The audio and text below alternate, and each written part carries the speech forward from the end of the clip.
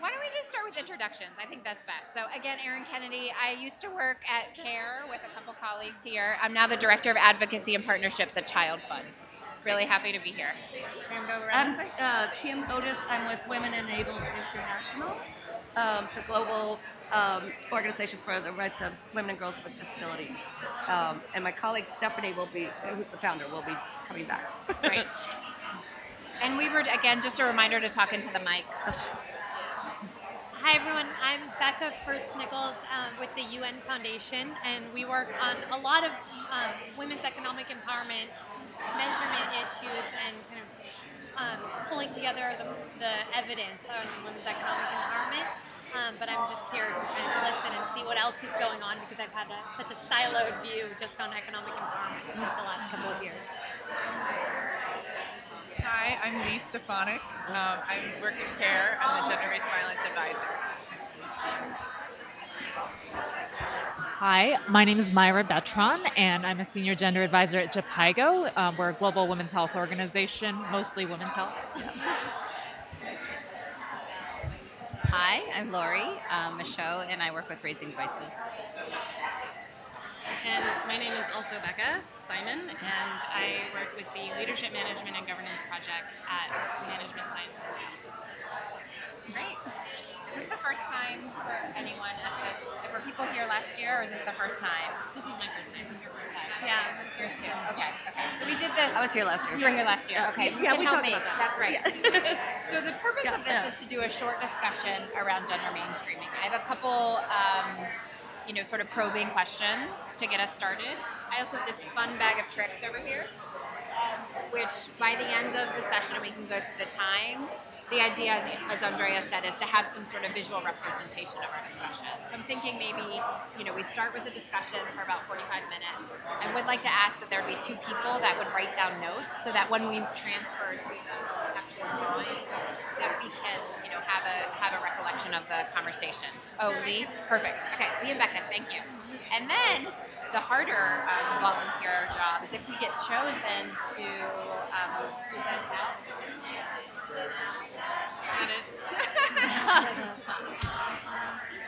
Anyone who would be interested, I don't know exactly how we're going to do this. It would just be to go over for a few minutes the drawing. I can. Oh, let's Becca, see how it goes. I love it. Let's see how it goes. Okay, great. Thank you, Becca. Okay, and we have Lee who's helping us. Lee and Becca helping us with notes. Okay, so let me just make sure our time is correct. We're at 11:02. This ends at 12:15, and by 12:15 they want us to have something on the chart.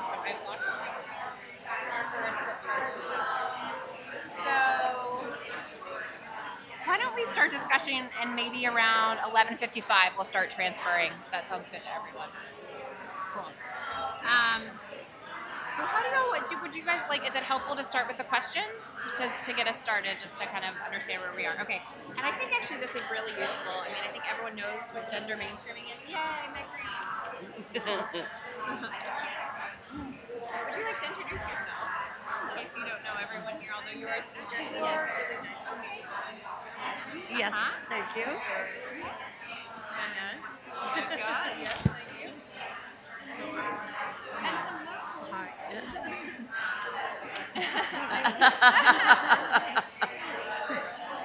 I'm Becca First-Nichols with the UN Foundation. I think we've emailed. You have worked with Emily Corey Pryor, who's our director, and Myra Buvinich. Yes. Okay. Wow. They've talked about you. Great. So we're being live streamed. No pressure. So we're just went through the process of having one session for about 45 minutes, and then move to the flip chart. So we have these two ladies who offered to record notes for us of our discussion. And then, the mind map was one way that Andrea suggested we have a pictorial representation. We can choose to do how we do it. So it's amazing because we have such experts around here. I was just going to start with some of the questions that were given to kind of prompt us to really understand around what gender mainstreaming is, how it's done well, to really kind of think through that piece. So for me, I thought this definition was really helpful, guys. I know, again, we have lots of experts here, but let me just read this out. Gender mainstreaming is the process of incorporating a gender perspective into policies, strategies, programs, project activities, administrative functions, and the institutional culture of an organization. It entails making women's and men's concerns and experiences an integral dimension to the planning, design, implementation, and M&E of policies and programs so that institutional practices promote gender equality between men and women. So that was just the definition that they gave us here. And the goal of this is to really just generate conversation around how we think this is done effectively, what ideas we have. So let me just kick it off with question number 1 here. What should be the goals of an organization with regard to gender mainstreaming and building capacity among employees with regard to gender? Just say it one more time. What should be the goals of an organization with regard to mainstreaming gender and building capacity among employees with regard to gender?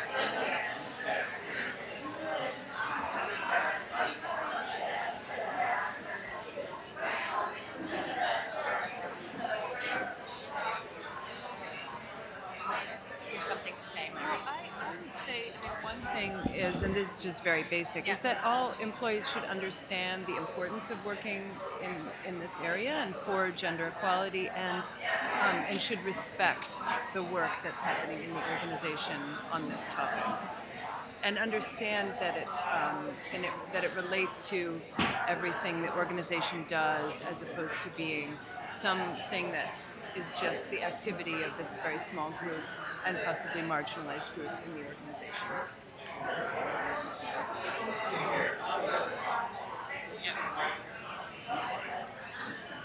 So, this definition sort of conflates gender integration and gender mainstreaming, at least from my perspective, which I'm not used to that definition. And even the question to me, I feel like could be. I want you to get really aggressive with the mics, okay? I want you to put them right in front of your face and talk like this. Hello. Cameras are right up there, but you really need to get them right in front of your face. Don't be shy. If you don't have enough slack, just pull a little bit. But when it's your turn, get a mic right up your face, okay? Okay, so I was saying that, so even the question to me sort of, it seems like it's conflating the two in the sense that it's asking about, how we get people to really take it on personally, but also build their capacity, and that capacity building piece sends my mind to sort of more of the program side. So I'm not sure which to answer or how to answer, because I feel like they're two different things. And maybe they don't. Maybe the thing is they shouldn't be, and maybe that's what it's trying to point us to. Mm-hmm. Right. I mean, it seems like we use the term capacity building so often when we're talking about working with other populations, and that's the point. We need to turn it, to look. We need to look at ourselves on that point and bring those together. Mm-hmm. I guess in that sense, I wouldn't think about capacity building, and maybe that's the answer to the question. I would think of how do you make it personal and turn it on to, how it affects people individually in their own lives first, and then, think about capacity building. I guess we don't think about capacity building for, like you said, our own situation. Yeah, I mean, I agree. I was struggling with that. And it seems like the capacity building piece, it almost takes it into a more technical space of like gender skill building and programming and how to integrate thinking about gender in your work, versus a staff transformation perspective, which really gets more at this sort of gender integration piece. So like what is the expected outcome? What is the goal of I'm going to use quotes of the organizational gender mainstreaming in this discussion. What do we want the outcome to be? Do we want to change how people work? Do we want it to be just an understanding and awareness of the importance of including gender, doing gender sensitive programming and or gender transformative programming? I mean, I think there's a whole range of things that could fall under this, but that issue of capacity building versus staff transformation to me is very different as well.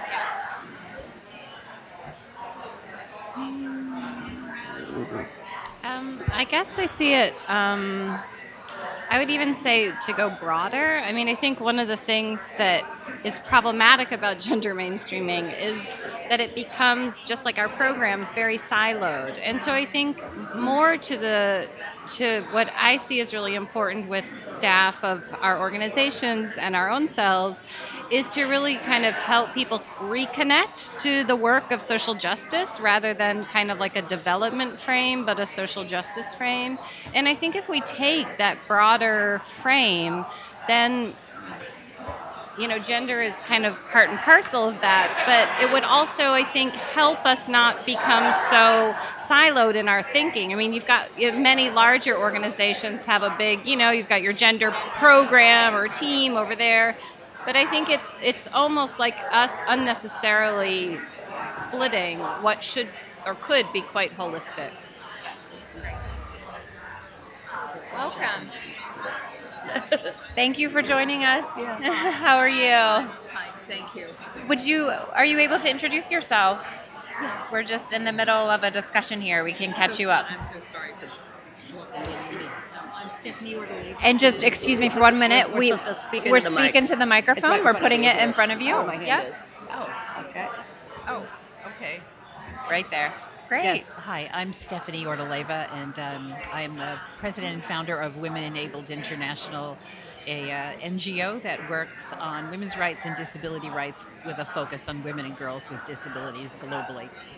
Thank you. Welcome. I'm Frank Della Penna, treasurer of Women Enabled. Great. Thank you. So, yeah. Yeah, go ahead. I think that that's a really good point about putting it into a broader frame.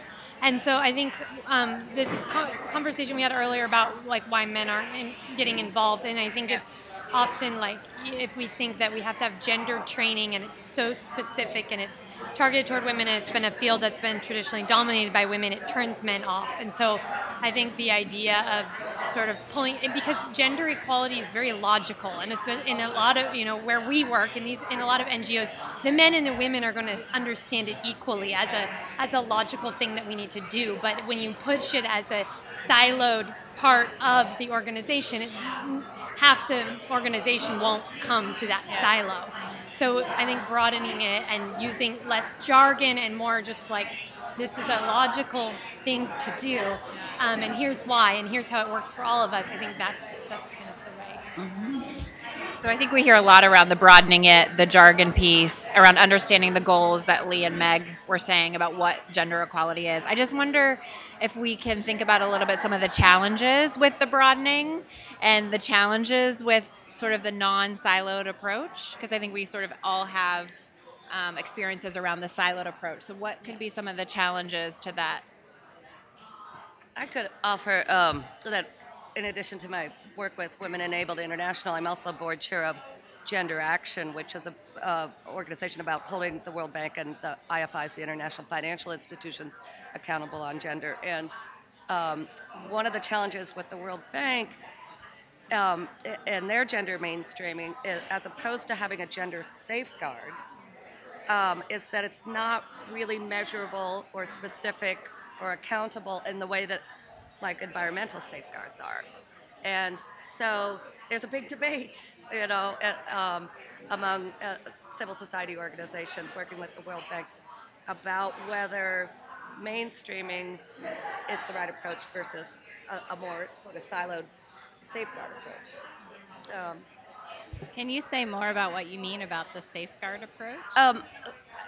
I'm not an expert in there, and there's a letter that Stephanie signed and other leaders to the president of the World Bank about this. But it safeguards like there exist with the World Bank and other institutions on the environment are very specific and very accountable, whereas mainstreaming, but on the other hand, if there were a gender safeguard, which we'd like to see happen, it could have a puny budget and be ghettoized. So, and so maybe mainstreaming is the right approach, but there's some deeper questions. Is that helpful, Lori? It's new to me. Yeah. Other reflections on the sort of mainstreaming versus siloed? Think of it as back to the microphone thing. I'm not sure where the microphone is going, so that's why it's sort of unintuitive. But I guess I'm not quite sure why there needs to be a dichotomy. You know, it seems to me that you want to, of course, integrate gender into everything. I can think of the example, for example, post-conflict peace building, but when it comes to surviving rape as a war crime, I think you do need a very gendered focused approach for that. You know, obviously there are men who have been raped in conflict and such, but to not have gender sensitivity, the implications for women are so much different. So I guess it seems to me that, I don't know, maybe this is a cop out approach, but we need both of them. Thank you. I would agree with that for just very practical reasons in terms of, going back to your point about budget even. I think as the definition of gender equity is that we need to sort of give specific advantages to women, and oftentimes to make up for historical inequalities. I feel like in terms of programming for gender, we're trying to really catch up, and a lot of times when it gets sort of mainstreamed, you just really aren't able to give it the intentional focus and support that it can give. And as much as I definitely do a lot of capacity building in my organization to try to really, mainstream gender, and especially as the up until last month only gender advisor in a 2,500 person organization, that was essential. But at the same time, I think it's also unfair to expect these focal points who, after a 5-day training, to then take on my role as someone who's been doing this for over a decade. I think I work with clinicians, and I don't think we would have that same expectation for them. So can I ask, Myra, what specifically has been some of the strategies that, because obviously you can't respond to everyone being the one person. Is it policies? Is it HR practices? Is it trainings? I'm just trying to think about what has worked in your context that's really allowed you to not review every proposal or hire every person. Yeah, it is really trying to reach out and identify focal points and champions, and the reality is a lot more could be done that just isn't possible to be done. But I think that is the way that I've done it, and I think policies would be a great way, and I know a lot of other organizations are doing that. I think that's sometimes a little bit more difficult to sort of shift or change than sort of at least the higher level policies, than sort of the middle of the road policies or protocols or guidance is what I would call it. And thankfully at my organization, we're undergoing a process right now of really trying to ensure quality of all of our programs and developing standards and of performance. And so I'm integrating at that level as opposed to trying to have this big, broad policy. And I think it actually allows me to get more traction because it is much more at the operational level, and it doesn't have to be reviewed by, the go up the chain of command so high.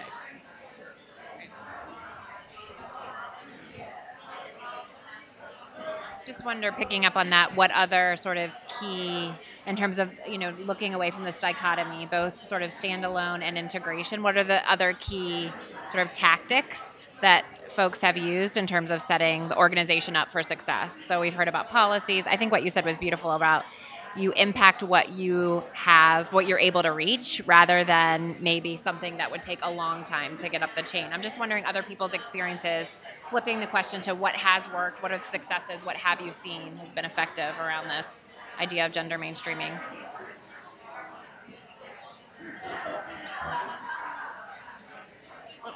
I'll just offer that I think it's really important that you don't value what you don't measure.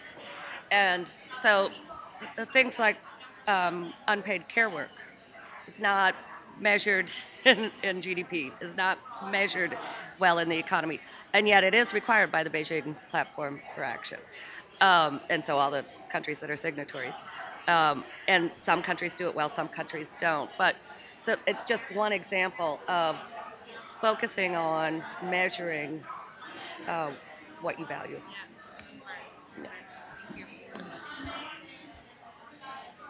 I don't think that that USAID's automated directive system, which I don't think that it's been as successful as one might expect, but I think it's a great idea which is to kind of respond to two big questions.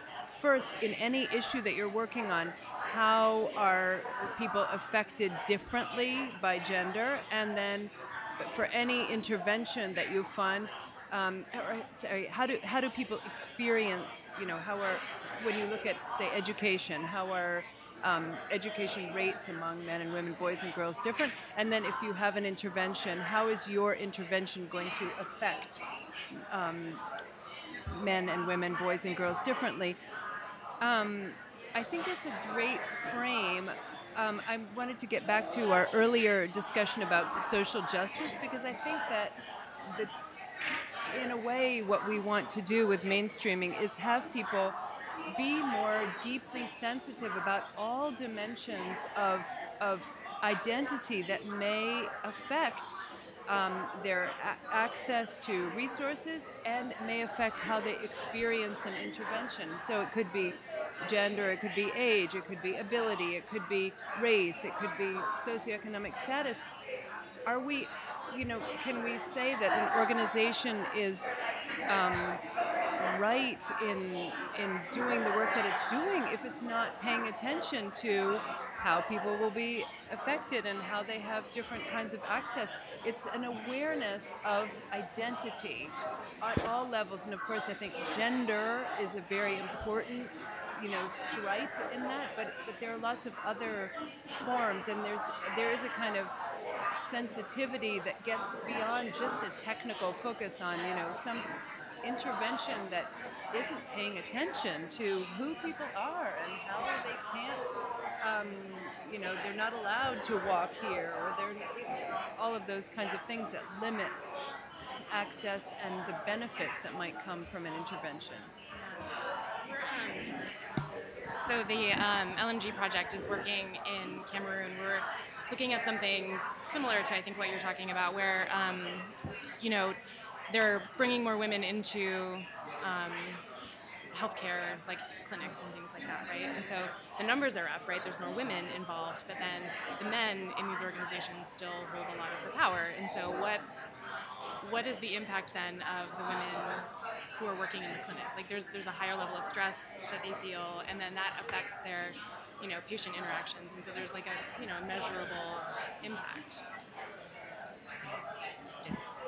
It feels like it ties a bit to some of the concept that what Lori was speaking about earlier on the panel. Thank you. Good reminder.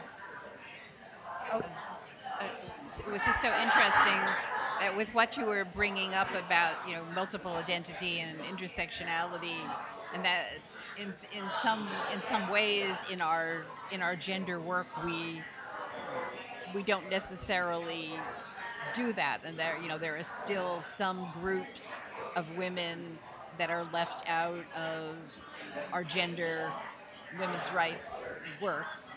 With the work that we do on women and girls with disabilities, we often find that many gender programs, whether they're gender programs that are attempting to be integrated into the sort of the mainstreaming approach, or whether they're standalone gender programs, there are some women that aren't necessarily included within that work. So if you can make the whole thing even more complicated, of having a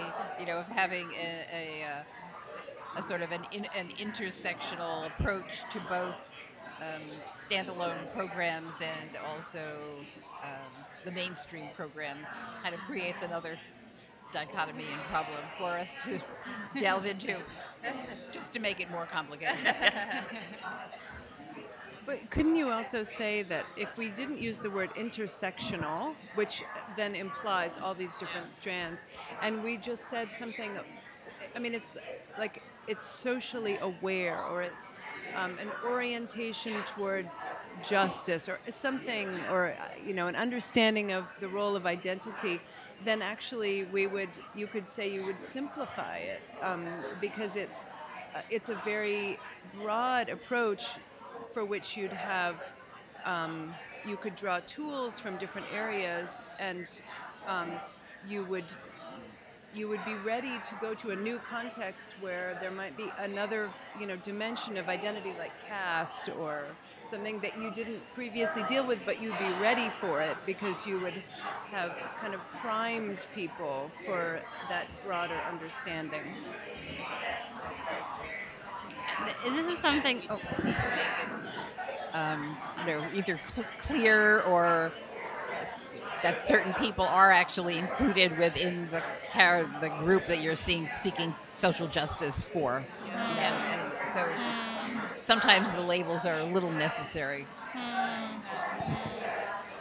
But I think we really struggle with this ourselves around, like, what is it really? Because if somebody knows the technicalities of gender or women's rights, fine. But it's like a deeper, level. And it's like, I don't know the word either, Meg. Like, when you're saying, what do we call it? Like, I really struggle with that, too. It's compassion, but it's edgier.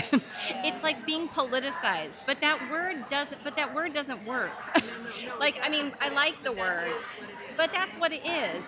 But we are having a really hard time figuring out how to, what to call that, because we, even in our some of the publications and stuff that we do, what we're really talking about is having people with a critical consciousness to be able to kind of understand and analyze this kind of broader social inequities. And to us, it is the process of not training a staff or a person, and we are not 2,500. I don't even know how to go there. But really, Myra, I don't know. But within, if somehow collectively thinking about bringing it back to having just this process of people being more aware and reflective and politicized, having a political analysis of with a small p of their situation, and that too. What we really find is we do a lot of work with our own staff around that, but then sometimes we have folks. I wonder if the expectation isn't there that at a global South level that should be happening, but there's these big assumptions that kind of in the global North that doesn't really need to happen. But, we work with a lot of partners, and, a lot of our staff are really politicized. In global North, I think people think, okay, we don't have to do processes if we're in X international organization to help people get in touch with their own journey of, oppression or discrimination. And so it's a real unfairness, I think, of expectation that Global South staff should be politicized, and we have to help them do that and go through a process with them. But, everybody in the Global North, they already come to the work with that. And that's not true. Yeah. And that's not been our experience. And yet there isn't, there aren't a lot of processes in space, it doesn't seem, to really have those processes in the North. Yeah. I'm just thinking even one of the things that I hear are the streams around here is we can't even in this group really define what it is, right? Just compassion, political analysis, gender, social justice, right? We have all of these. Critical consciousness might be rising to the top. What is it? And I'm thinking as an organization, and maybe I'm getting too practical, so push back. But so in addition to training, how do we tackle this? I'm thinking even if maybe Lee can speak to a little bit of the perspective that Care has had from an HR. So starting with interviewing folks, right? That is out of the gate.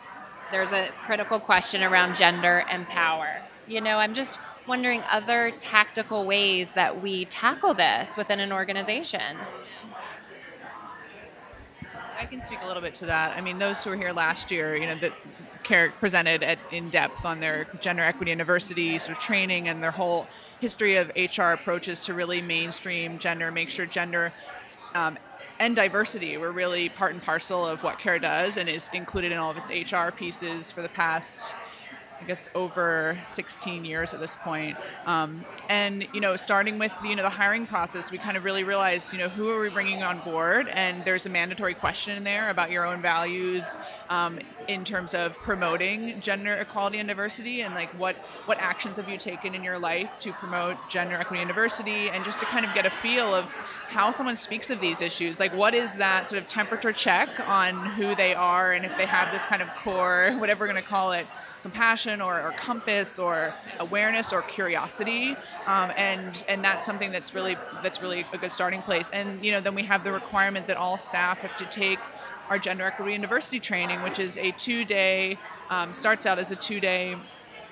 Really kind of, I like to call it like a kind of a summer camp, but you just take your time out of work to think about privilege and power in your life along all different dimensions of social difference, and it really is very much dictated by who's in the workshop, and they play off difference, and you give people safe space to talk and discuss and sort of unpack those pieces, and it's life-changing. I mean, it's hard to find a dry eye, in these trainings, and it's really, it makes me very proud to be a part of an organization that has developed this kind of thing and put such an emphasis on it. That being said, the accountability piece is challenging for us. There isn't, it's more of a carrot versus stick sort of approach. You don't get a slap on the wrist if you don't take it. There's different measures being put into place now to really reward people who do by reaching out to their manager and incentivizing the manager to make it more of a priority, to make sure their staff do it. But it is a challenge, and CARE is a huge organization, and we have limited capacity to even run the trainings. So, I mean, that's one piece that CARE has really tried to do, and we have those higher level policies in place. But the accountability piece, and the implementation of it, I mean, these are all still challenges for us very much. Yeah. Thanks.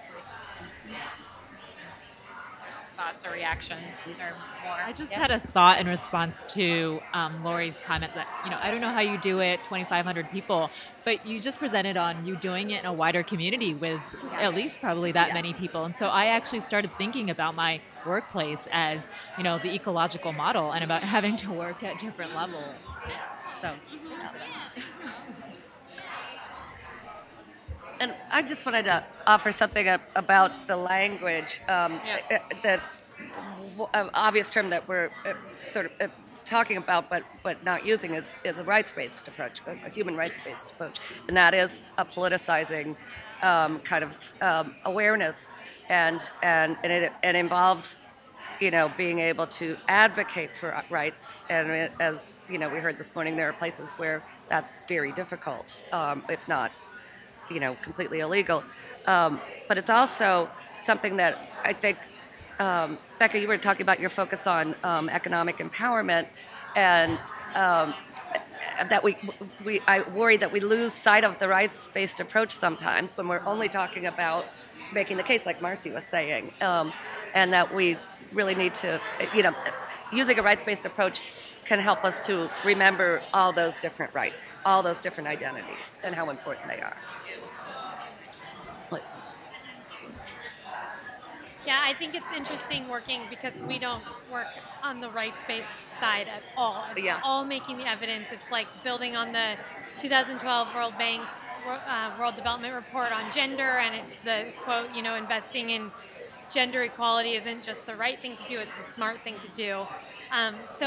But I go back and forth because I think we have another project on gender data, and it's Hillary Clinton's project. She launched it while she was at State Department. It's very high-level advocacy that does speak to a broader audience than people who care about gender. And so I've been back and forth because I'm a rights-based person. That's where I sit, and I'm in this other world that you don't speak of it, really. I mean, I think everyone understands, everyone believes it, but they believe that we need to speak about it in economic terms. And so I go back and forth on what's, because I think, when we go to these events, that Hillary Clinton does on gender data, it's like everyone listens, and that's a good thing. So but the people in that audience and the panelists are not going to get into anything about power dimensions. There's nothing, and sometimes I just cringe when I listen to it. But at the same time, I recognize that like having that big megaphone is important, because I think it also enables the people who do know about the intricacies of this field to do their work even better, because there's such political and high-level momentum behind it. And I think to your point, what you were talking about before about what is measured, Yes. just making the point about what is measured, Yes. Yeah. People care about and gets funded. So I think it's an important point, and that tension is real. Mm-hmm. So Yeah. Yeah. yeah. Institution, right?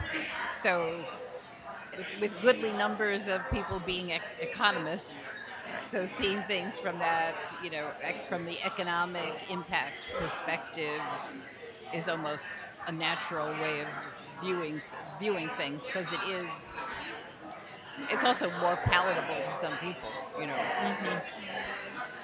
And, so as long as you have dinner and a cook stove and clothes, but you're still the woman who's cooking on the cook stove and you're still forced to wear certain clothes, well, it's hard to know how much, in what ways you've advanced, right? So I think we have about 10 minutes left for discussion before we start moving to the flip chart. There's a couple more questions here, but I think there's some momentum around this accountability piece and what's next after maybe a gender training such as CARE has done, or a gender policy. What does that continued staff engagement look like, and how does an organization, let's say they have a couple basic things, sort of keep that up in terms of carrot or stick approach? I just wonder if there's some reflections or ideas there.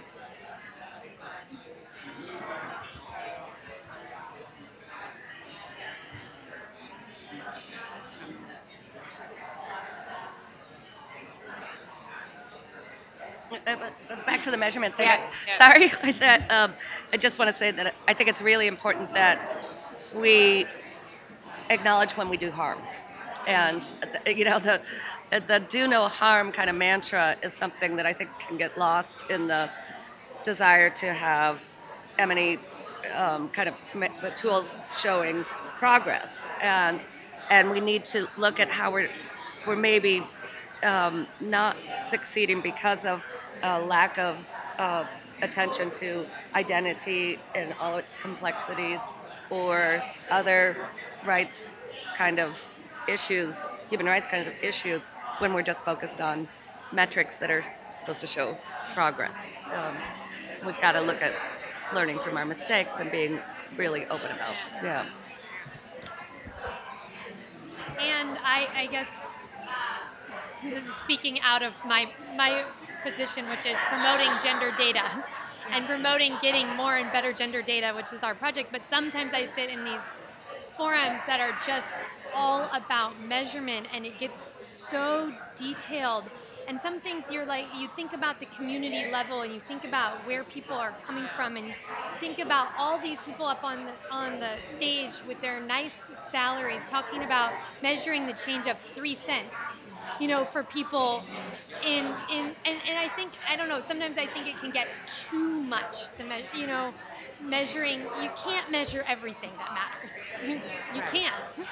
Yeah, that's hard. I am not an M&E person, so I just want to caveat what I'm about to say. But we started doing something a couple of months ago. It's an online women's mentoring network, and so we have women. We're connecting women in Southern Africa to each other. So we have mentors and mentees, and they sign agreements about how many times they're going to meet over a year. And so there is some data about how many women are being mentored. But I think there's also a level of holding ourselves accountable, being personally accountable. So if these women are saying, I have these goals for myself, there's a story there, right? That's not M&E data, but that's still important. think there's also a component in terms of kind of accountability is, who do you choose as your partners, in an organization? So are we partnering with people who share our values, who also prioritize this? And additionally, are you choosing your partners in a way that aligns you to be in a movement with other partners that can help hold you accountable? And that has legs, right? I mean, you're talking about kind of a macro approach to a social norms, a social peer pressure, a bit of an experiment. And I